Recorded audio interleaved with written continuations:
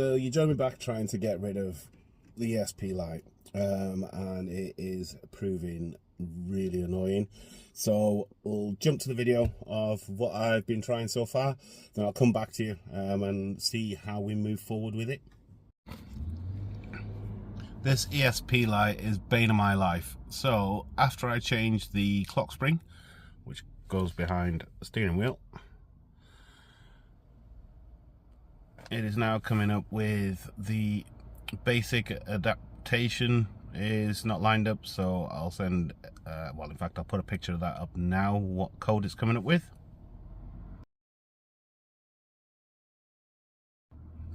So I've already tried to get rid of this a couple of times using vcds, so Darren's kindly sent me a link of what we believe should be able to do it, so we'll give it a go, see if we can finally get rid of that basic adaptation.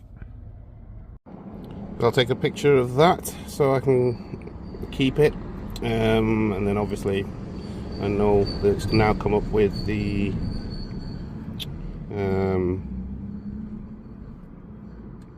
so now we'll clear, erase all, yes.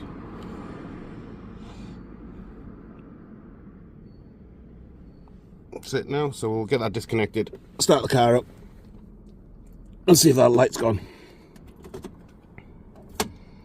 Key out, key back in, start engine.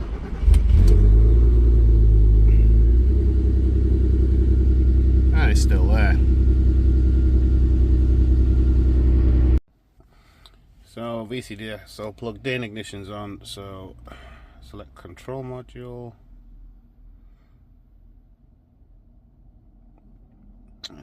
And oddly enough, the steering angle sensor is contained within the ABS area.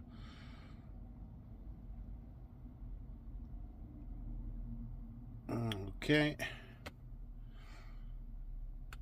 So let's look at the fault code. So as you can see there, no or incorrect, and if I try and clear it,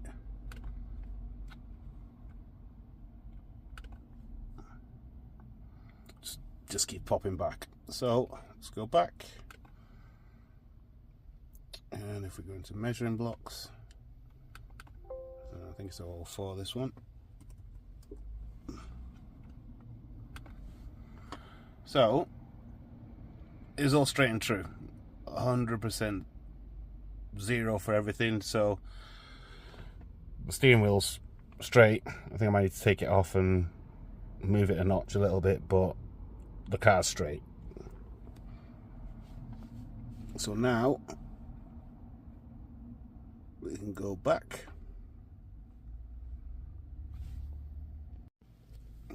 So go into basic settings.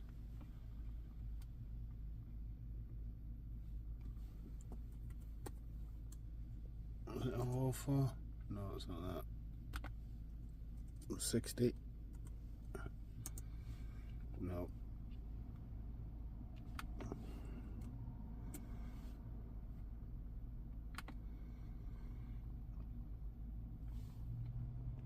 Nothing at all. No little fancy pop-up things or anything.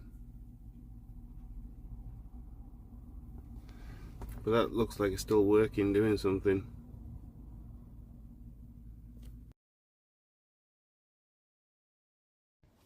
So in terms of the problems, so I've tried clearing the code, it's having none of it, it keeps coming back, keeps saying the basic settings, adaptation.